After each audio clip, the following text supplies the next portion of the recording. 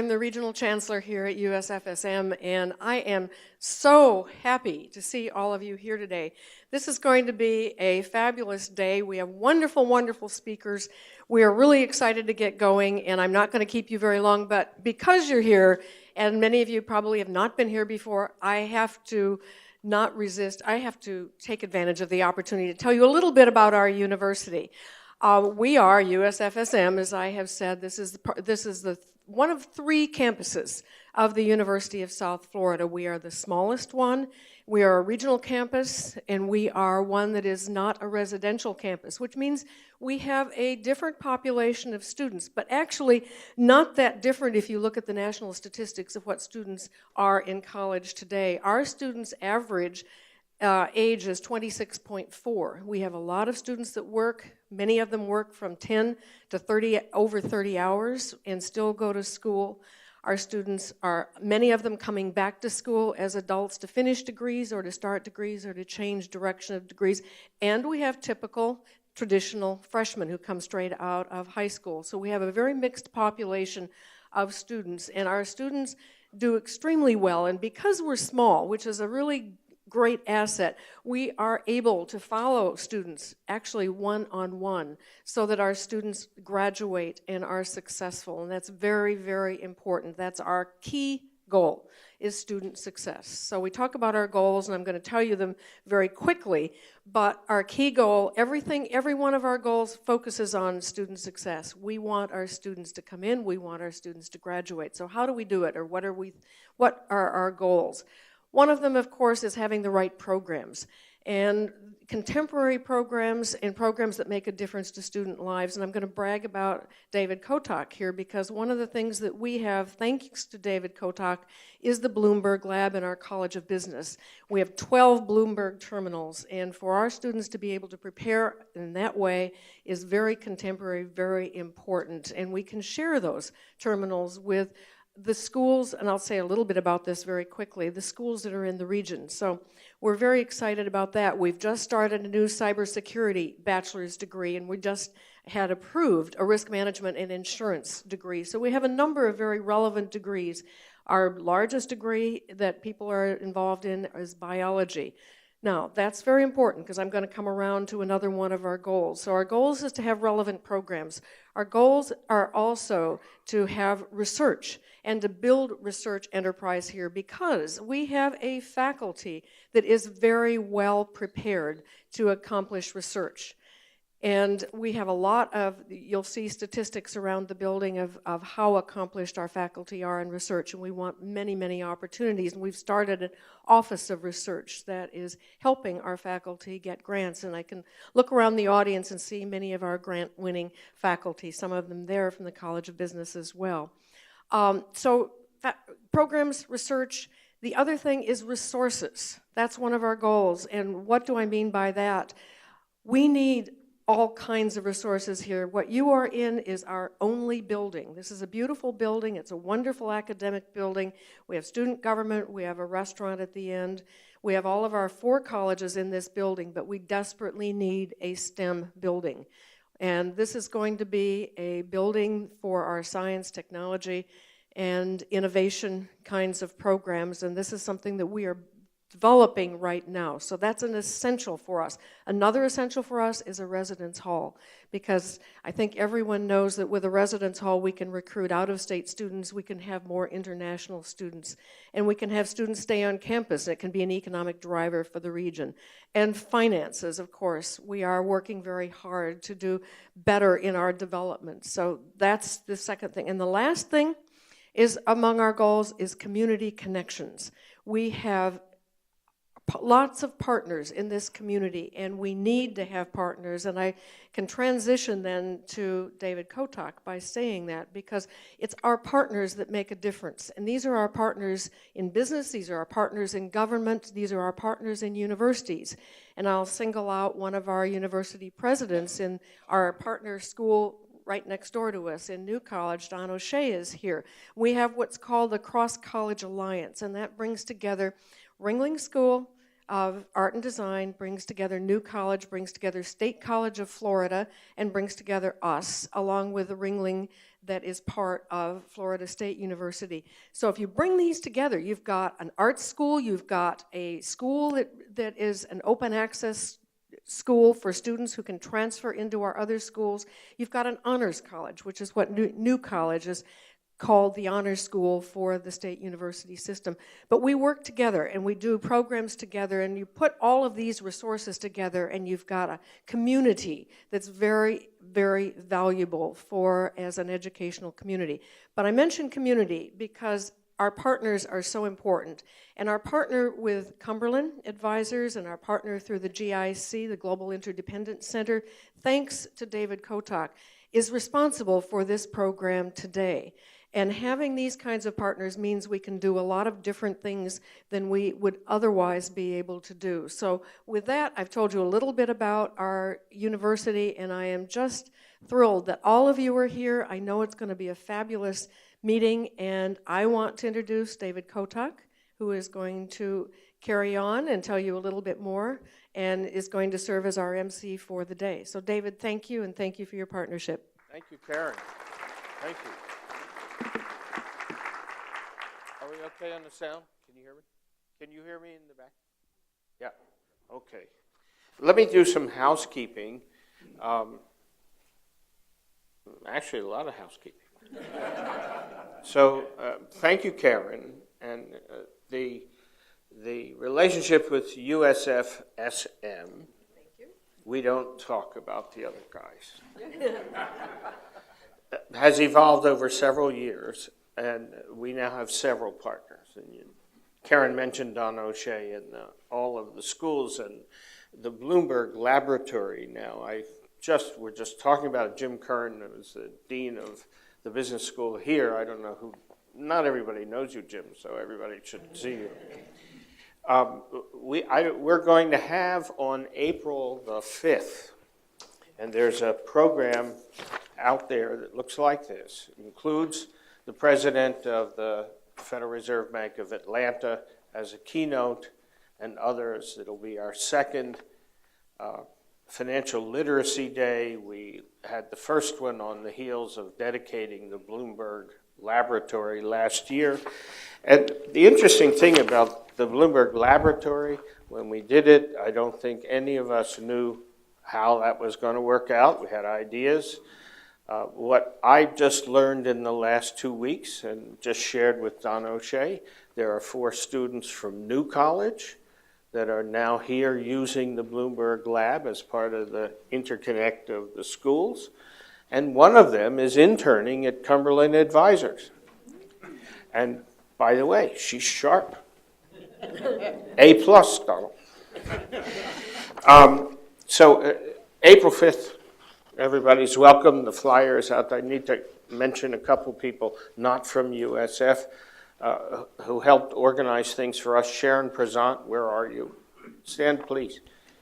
For those who know Sharon, she's an ambassador to the community and does a lot of the organizational work for the things that Cumberland Advisors is involved in. And our executive directrice, notice the choice of the word, is Jill Fernito of the Global Interdependence Center, came from Philadelphia to be with us, and she will be back on April the 5th. A word about Jill.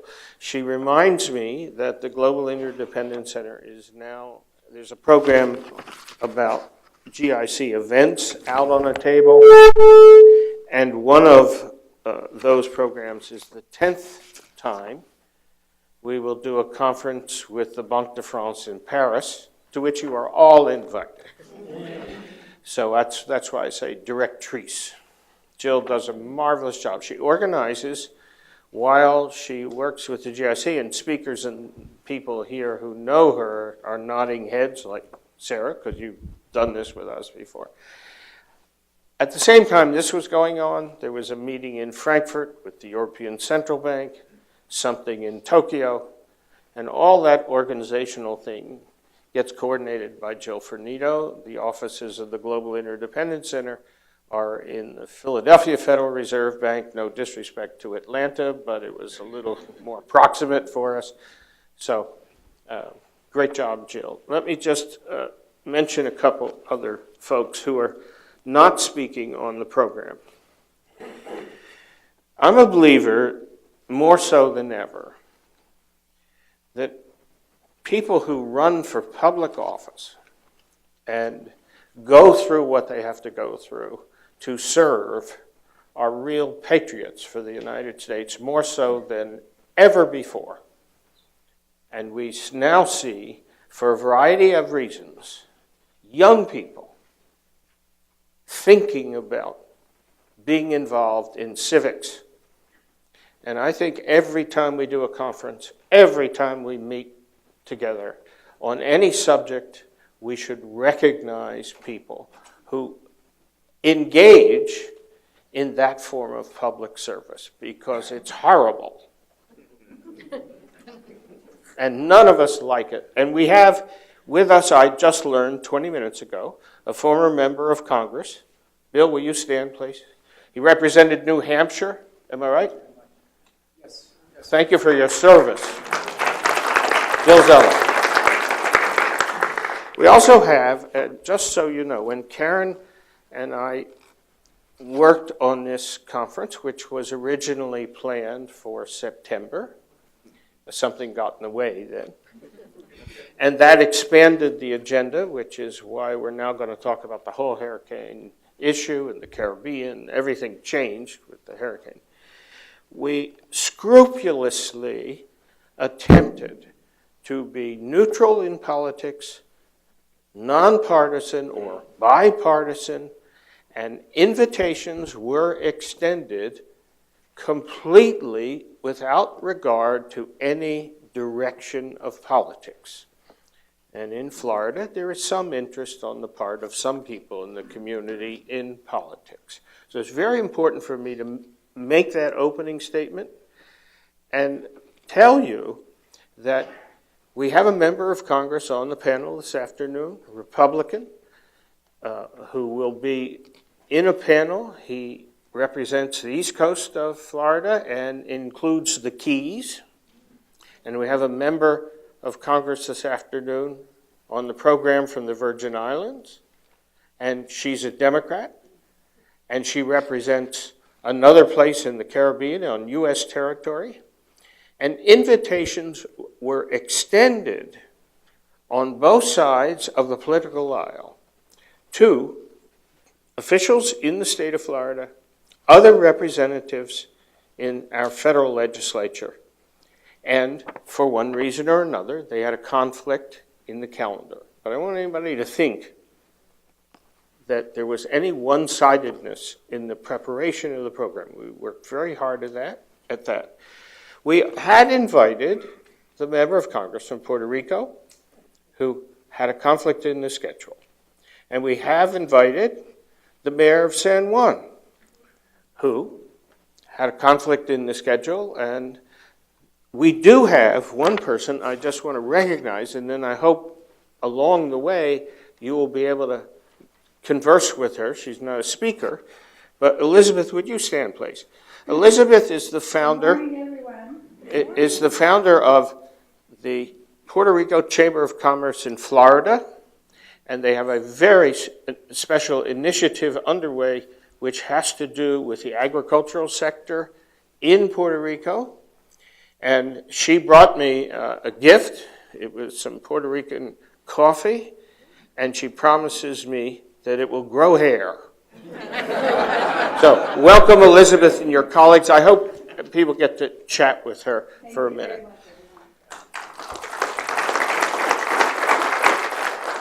So let's go to work, because we have a lot of good stuff to talk about today. And it is a pleasure for me to invite our opening keynote. Now, I'm a believer that when you have bios, there is no reason to read them. So they're in the back of your program. And so we'll just get to the names of folks. And where I know them, I can say a personal word. I met Vicki last night. Her interests, besides diplomacy and public affairs, includes a taste for a very nice glass of white wine. True. And a sharp and keen eye of observation on artistic matters. So without further ado, Ambassador Vicki Huddleston. Thank you.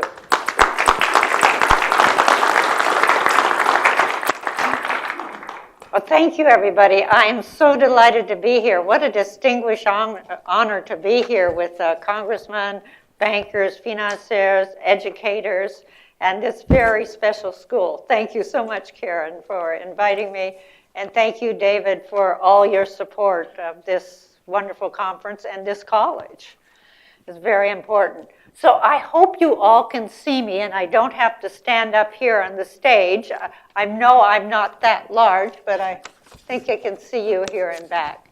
My story is going to begin in 1991, and then it will end in 2017 with 2018 we're in now, and with a few speculations on the future. But let me begin in 1991.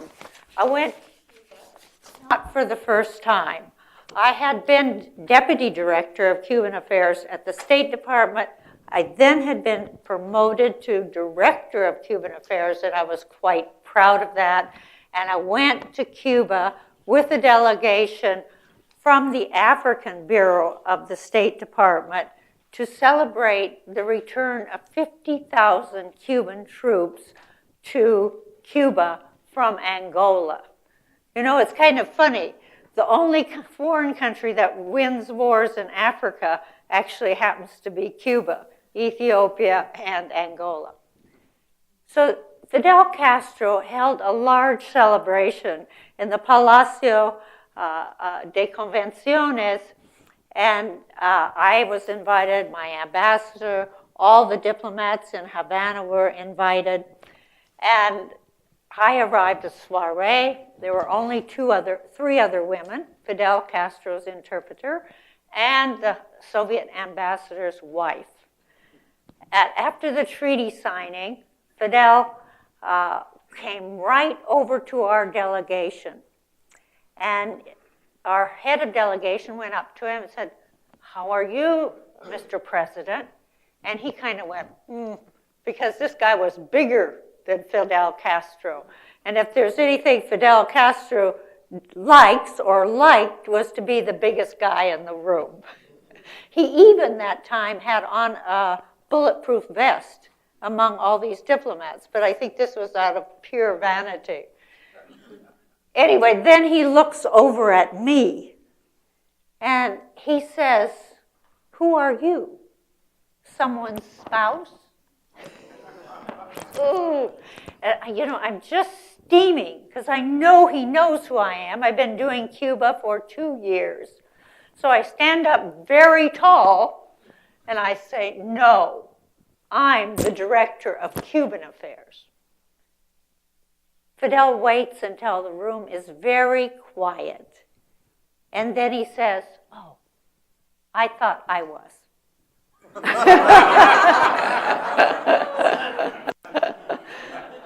So, having been completely embarrassed, I was slinking around to the back of the room. The security came up and took me by the arm and said, "Please follow us." And I followed them to the room where we were going to have dinner. And Fidel puts out his arm. And I take his arm and we walk in. Well, I have to remind you that this was the days when we didn't have cell phones. Because if anybody had had my picture, the next day I would not have had a job. So we had a conversation. Fidel, his interpreter, and myself. By the time Fidel started the conversation, they had pushed all the other diplomats away behind the table. And we carried on for about 45 minutes with Fidel Castro all the time moving like this and pointing to me and saying, el bloqueo, it's killing Cuban children. The point that Fidel was trying to make, or was making to me, was that Cuba had complied with the tripartite agreement, which brought back the 50,000 troops, Cuban troops, and who had essentially won the war in Namibia, and started this whole process toward independence in southern Africa. Mandela said that Fidel Castro, in fact, had done more for independence in Africa than any other individual. So Fidel Castro thought, since the United States, under both Reagan and H.W. Bush, had been behind the tripartite agreements, that the United States was going to give some kind of quid pro quo. At least that the United States was not going to tighten the embargo. But there was a law at that time pending, which was called the Cuba Democracy Act. And all Cuban Americans were very excited about this because Cuba was going to lose, was in the process of losing $5 billion annually in Soviet subsidies. And they thought, just tighten that embargo a little bit more, and what will happen? The Cuban people will finally rise up, throw out Castro and his communist government, and it will all be over. It was going to be Christmas in Havana in 1991. Well, as we know, Christmas did not arrive in Havana for the Cuban diaspora in 1991. What happened was that the law passed with the help of a candidate named Bill Clinton. Bill Clinton went to the Cuban American community, the Cuban American National Foundation. He needed money. He needed votes. Cuban American are extremely, as you in Florida know, important voting blocs, and especially back in the early 90s. So Bill Clinton said he endorsed the Cuba Democracy Act. This undercut H.W. Bush, who at that point had not endorsed the Cuba Democracy Act, and Bush then endorsed it and passed it. What the Cuba Democracy Act did was cut off essentially food and medicines from Cuba because it said that any U.S. subsidiary or any ingredients patents of a U.S. product could not be sold to Cuba. So it tightened the embargo further. So the point of this story to begin with is here was an opportunity, Soviet Union leaving, that the United States might have picked up to engage Cuba. But we chose, for political reasons and because of the strong feelings of the Cuban American community, not to do that. But it isn't only the U.S. It is Cuba, too. It isn't as if the United States is the most important thing in the world to Cuba. When I arrived in Cuba, I was sent by Bill Clinton, and that was 1999. And Bill Clinton was just beginning his opening to Cuba. And the major thing that Bill Clinton did, and we still have it, although we lost it for a while, are the people-to-people visit. You know, you can go to Cuba for educational travel, cultural travel, etc. So my mission was going to be to help Clinton move forward on this initiative as the head of the interest section. Now, of course, there has been for a long time the myth that we had no diplomatic relations in Cuba. But since 1977, when Jimmy Carter and Castro set up the interest sections, both of our governments, our diplomatic missions, have operated out of our old embassies. So when Secretary Kerry put up the flag in Havana, he was putting it up on our old embassy where we had been working and where I had a lovely office since 1977. In any case, what happened right away?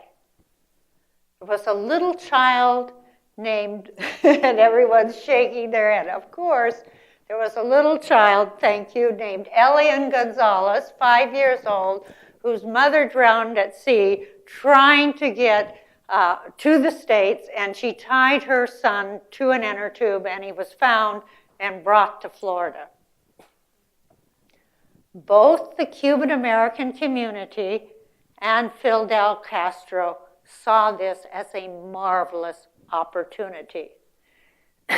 Cuban Americans thought, this is a chance to get back, and we're going to keep this child because nobody who comes to the States who's from Cuba is going to go back to that country, that communist country. It would be a crime to send that kid back.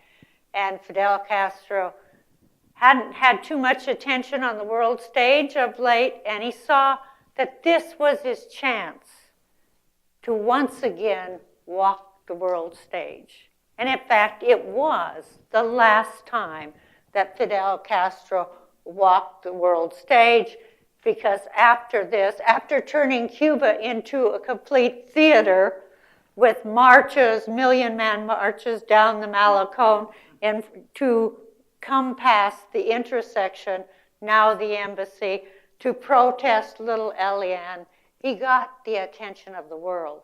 He renewed his revolution, revitalized the dedication of cadre in Cuba because the United States had stolen their child. Well, Bill Clinton probably made one of his major political mistakes, and for a really keen operative, it was a major mistake because he thought that he would let the court system decide. And since under international law, generally a child is returned to his parent, living parent, so he thought the courts would say yes. Well, the courts were not so agreeable, and it took 6 months to get Eliane back. And so this time you can say Castro threw the whole possibility of detente out the door because he wanted to have this opportunity to once again be on the world stage. Which then moves us to George W. Bush. What happened? The Cuban American community, and I don't have to tell most of you this here in Florida, voted en masse for George W. Bush to revenge themselves on Clinton and the Democratic candidate for the presidency, Al Gore.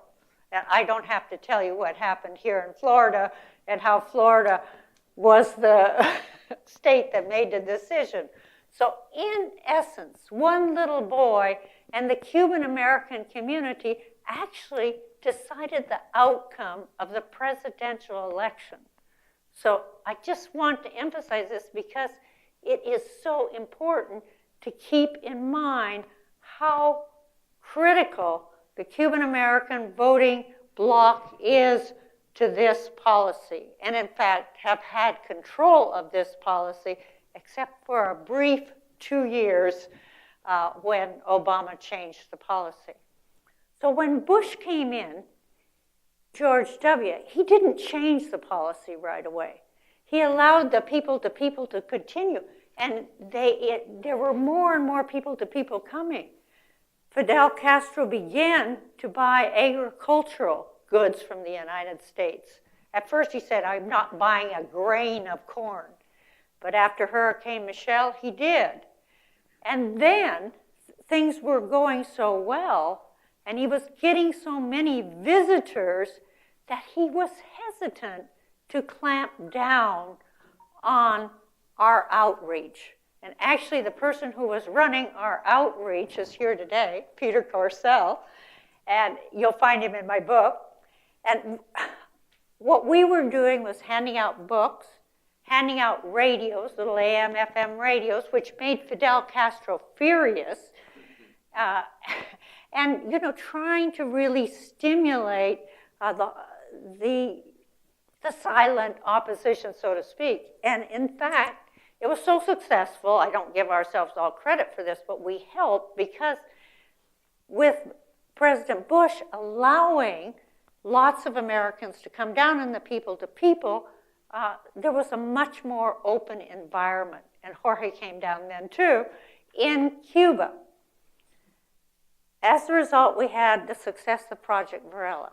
And President Carter came down, the first president to visit in 80 years or so, former President Carter, and acknowledged just how amazing things were in Cuba for this brief period, which was called the Cuban Spring of 2002.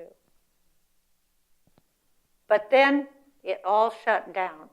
Oh, before I tell you it all shut down, in addition, Castro agreed to cooperate with us on putting the unlawful combatants at Guantanamo base.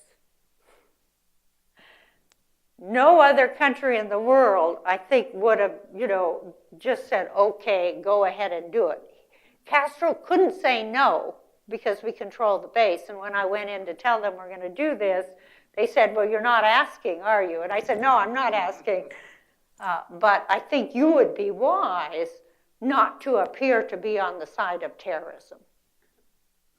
And Castro publicly said, well, let them, the Americans will do what the Americans will do. But he turned over Cuba airspace to us so our C-17s could come in with the unlawful combatants on board because they're too large to make the circle and land, and cooperated on security.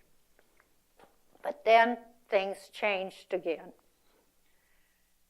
Jeb Bush was running for a second term, and the Cuban American community was increasingly reticent about this policy. After all, they had wanted some punishment for Little Len and also for the shooting down of the Brothers to the Rescue civilian aircraft. And so they were pushing Bush hard. And Bush made a speech in Miami that many people said was a hardline speech. But in fact, in the speech, he said, if Cuba has free and fair elections, then we'll begin to open up. And the reaction was boo. So the president was booed when he mentioned this. At that point, everything stopped. And Bush began to crack down, began to pull back. And I had hoped to stay in Cuba another year, but since I had finished my 3-year, which is the normal term, it was time for me to leave. Because I knew I could see where the policy was going, and also they could see where I was going, that was not the right combination at that point. So my successor was sent down. They began to roll back the people to people. The rhetoric went up, and strange things began to happen, such as ticker tape on the intersection and flashing news and things like that. So once again, the policy rolled backward to the extent that then Castro jailed 75 dissidents on the eve of our invasion of Iraq. So once again, the possibility of engagement, of moving forward with Cuba had ended. And President Bush then put in place the harshest the embargo had ever been, because by then we had 2 additional laws, Cuba Democracy and Cuba Liberty, and the Cuban people had lost the Soviet Union as their supporter, and they went through this terrible period of the special period. But still, the Castro government didn't fail. Cubans just were hurt more. The Castro government wasn't particularly hurt, because sanctions don't hurt governments on the whole, they hurt people. So once again, harsh U.S. policy, which should prove that it's a myth that the tighter we do the embargo, the more likely this place is going to blow up. Because it just doesn't happen. We've tightened the embargo about as tight as you could tighten it, and it doesn't blow up. Because the Communist Party, the Castros, and the Cuban military are completely in control of Cuba. So then with President Obama, we get the opening. But not until the end the last years of his administration. He could do it because now the majority of Cuban Americans supported an opening, but not the majority of Republican Cuban Americans who still opposed the opening, to keep in mind. So Obama courageously does this opening, thinking that he can make it permanent. And I don't have to educate you about what you already know. He came down to Havana. He brought his family so that he could show, look, this is all about the future, about the people I'm looking at it back, who are going to make a difference about what happens between Cuba and the United States. Reconciliation, as Obama said, it will just be, this bad period will just be an abbreviation, and Cubans on the island and Cubans abroad will come together. Well, Obama was mistaken, alas, because another candidate, Trump, had courted the Cuban Americans, and particularly the older Cuban Americans, the wealthier Cuban Americans, the more influential Cuban Americans, who had come here generally in the 60s and the 70s, who had lost everything, great businesses, homes, sometimes members of their family even, and still were hoping for that day when the Castros, who had taken away their country, for lack of a better word, would be gone. So they supported Trump, and Trump in return came to Miami, gave his speech, talked about, Cold War, nuclear holocaust almost coming about because of Cuba and having Soviet missiles. But it wasn't too bad. Trump only said, okay, no dealings with the military, and cut back this individual travel, but let's stand people to people, and allowed for special licenses for investment. And so it was still the possibility, other than the harsh rhetoric, that we would continue to have this new relationship, this new diplomatic relationship in which we had full diplomatic relations between our two countries. That didn't make a lot of conservatives, and particularly conservative Cuban Americans, very happy. And then we had almost falling into their lap, the lap of Senator Marco Rubio, a piece of intelligence, essentially, that American and Canadian diplomats had been injured by some kind of sonic device that caused headaches, that caused loss of hearing, that caused trauma. What had happened? Well, no one knew what had happened, what kind of device. No one knew who did it, but yet when it became public, it was a perfect wedge to downgrade the relationship between the United States and Cuba, even without knowing these things. So Rubio pushed hard, other conservative senators and congressmen pushed hard, and we drew down our embassy. Our diplomats did not want to leave. They made that clear. They made a statement, we don't want to leave. Because the injuries took place from between November and January, a whole 6 months before they became public. But it was a perfect way to downgrade those relations. You can leave the embassy there and the flag can fly once again, but if there's a chain around the gate, you're not really operating. And I was just there, and there's a chain around the gate that we put on it. Nobody's going in and out. We're not issuing visas. We're not doing exchange programs through our public diplomacy. We're not reporting on the economic situation or helping out our businessmen who who would have been coming down to look at trade opportunities and investment opportunities. It is finished as far as the embassy is concerned.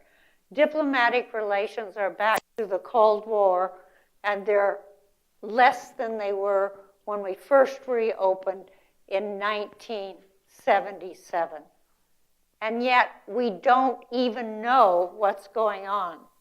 The latest medical reports seem to indicate that, in fact, the injuries may not be sonic. The latest medical report seems to indicate that, in fact, these are valid injuries. And what President Trump has said and Tillerson has said, rightly, is Cuba's responsible. Our diplomats and the Cuban and the Canadian diplomats were in Cuba. It's the responsibility of the host government to keep our diplomats safe and secure. But there's a very different way of managing this than drawing down our embassy, which again hurts the Cuban people, hurts our ability to know what's going on in this transition that's coming up. In fact, it retards this transition that's coming up because Cuba always circles the wagons when the United States threatens. So the United States is once again threatening.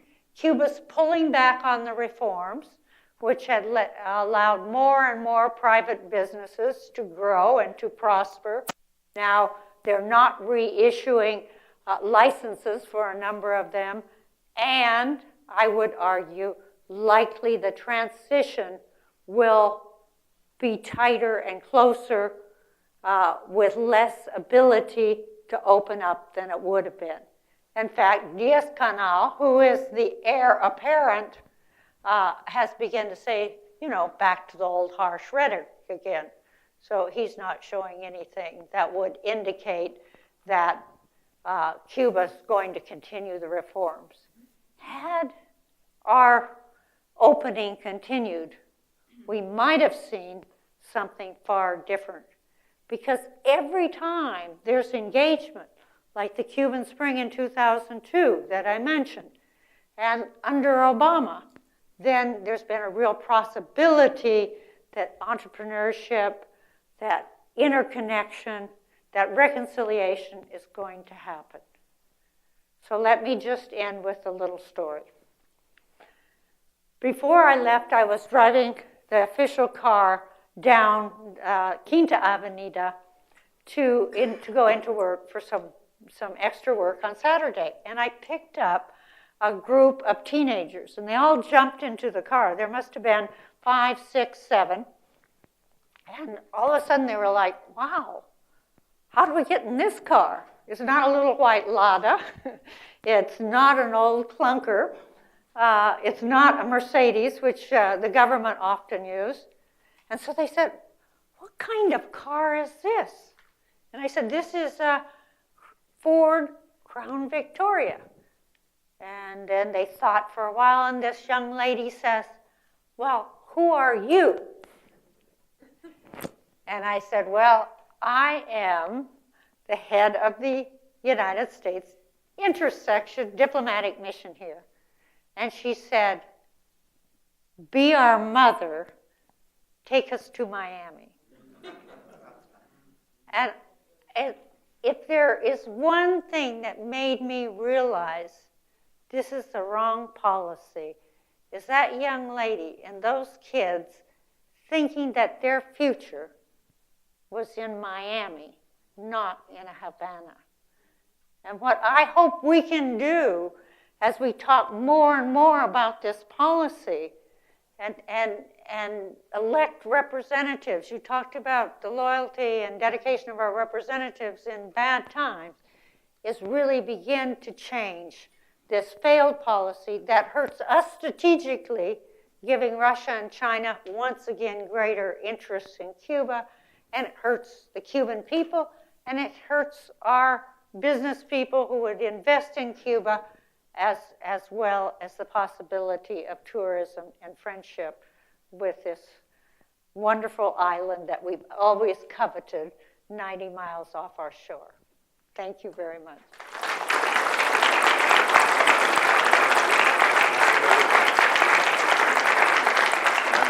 to you, ma'am. We'll take a few questions. Vicki.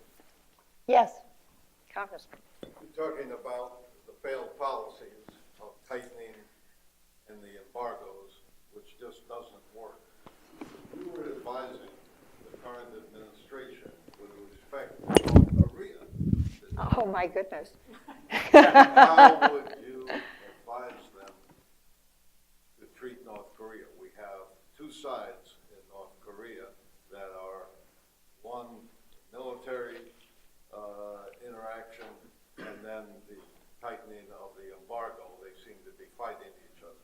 What do you think would be the policy based upon the failed policies of the past in Cuba? Oh, thank you, Congressman, for that really hard question. First of all, North Korea, we're putting an embargo, but we're putting a multilateral embargo. It's with the United Nations. It's with other countries. That's the critical thing, is when you're going to do an embargo, you should always do it with other countries. Otherwise, somebody else is just going to undercut you. Now, I don't like embargoes because they hurt people. But in the case of North Korea, I thoroughly agree that you have to put an embargo on to stop the inflow of money and the inflow of technology for the development of missiles and nuclear weapons. I also think we have to be very tough. I mean, this is a really serious thing. I mean, this might bring us as close to nuclear war as we came in 1962 with the Cuban military crisis. So I don't at all underestimate how serious this is.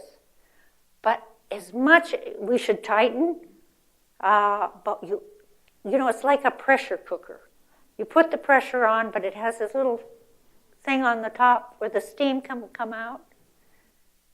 The problem with the policy right now is there's no little thing on the top where the steam can come out. There's no dialogue. Tillerson has tried, Secretary Tillerson, to initiate that dialogue, but the president has not been in agreement with it. So yes, keep the pressure on, keep the sanctions on, particularly multilateral sanctions, but you have to have a diplomatic dialogue going on. But this is the problem right now. Excuse me. You know, we should have diplomacy, defense, and development in balance in our foreign relations. Unfortunately, right now, it's defense, diplomacy, and development. Yes. I have a question about the unlawful combatants, as you call them. What percentage of people do you think are actually unlawful combatants? What percent do you think are people that were maybe sold off by their neighbor for a reward or something? And then also, what do you think about the allocation of resources? Like I heard that it takes like millions of dollars per person just to keep people in Guantanamo. You've both given me these great questions that are a little bit out of my area. Not but everyone heard the question, so could you Oh, just and so the summarize? question is, what about the unlawful combatants? How many are really, really involved in the war on terror, or real terrorists? And look at all the money that's being spent. And my answer is actually, I'm not conversant about the crimes or lack of crimes they may have committed, and nor the money. I feel that the sad thing about Guantanamo is that we engaged in our practices toward the prisoners were practices that did not do our country proud and may come to haunt our military in the future. And those are the things that bothers me the most about Guantanamo. I think in the end, to have a good Cuba policy, we need to return Guantanamo as well as get rid of the embargo. How about two, or one and two? I'm curious to know, I have two questions. I'm curious to know the opinion, and we really didn't hear much here, but they did have a period of elections in Cuba. They are going through their transition right now, and from what I understand, that went through well and without significant incidents. The other thing was when you talk about diplomatic relations should go both ways. I'm curious to know, what did the United States learn in this period of exchange on how Cuba was able to achieve such an incredible literacy rate, far greater than our own, as well as how they were able to improve health care and have things like a very good infant mortality rate, far better than we do in terms of the health disparities that we have here. Yes, you're absolutely right. Health in Cuba is very good, particularly preventive health care and universal education as well.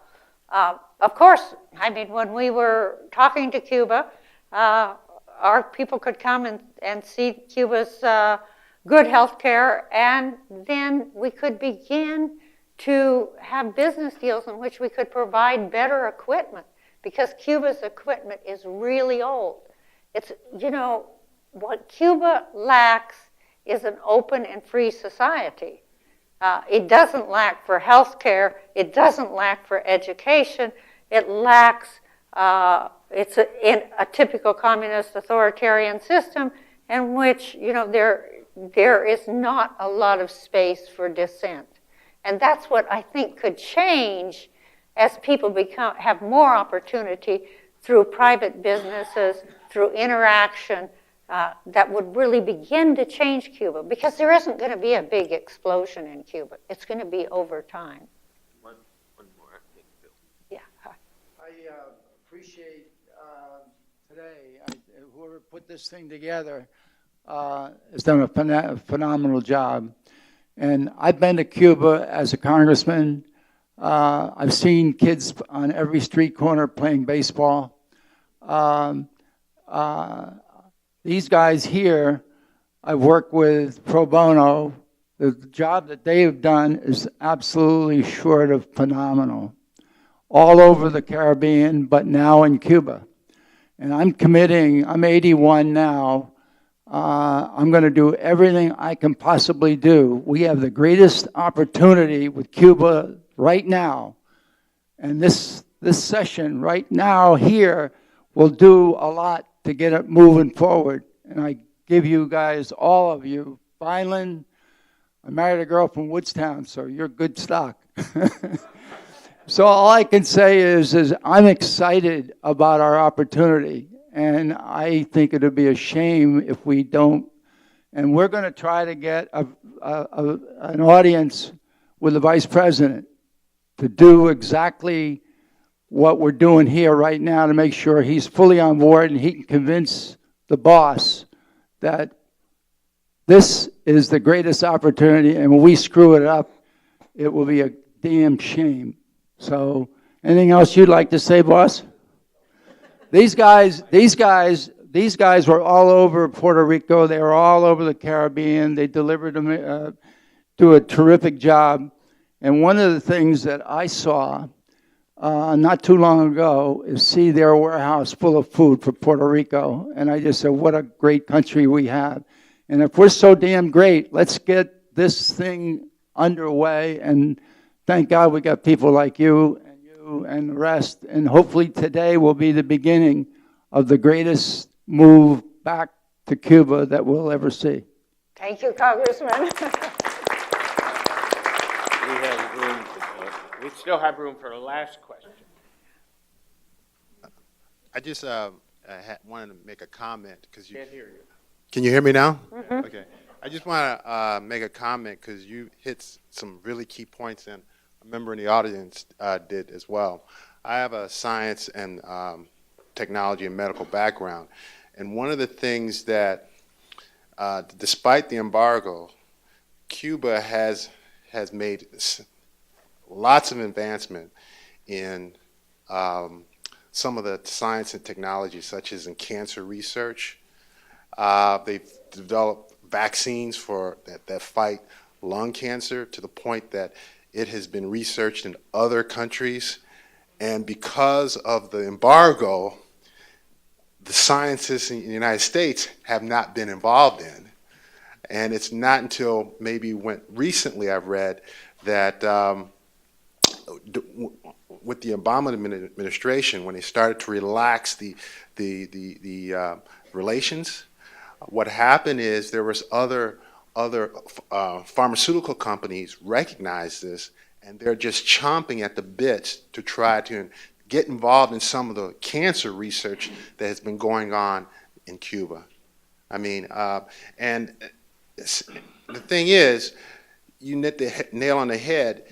This is a unilateral embargo because other countries, China, Japan, have been involved in some of these research projects, and they're not. They don't have the embargo that in place. They don't have the embargo that prohibits them from interacting with Cuba at all.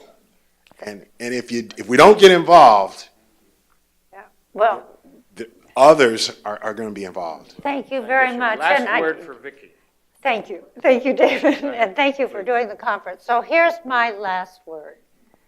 Whether, you believe that it's a bad government in Cuba, or whether you believe that it could be a different kind of government and you approve already of, their science, their education, their health, the thing that we have to think about is, do we want a country 90 miles off our shore that's an enemy?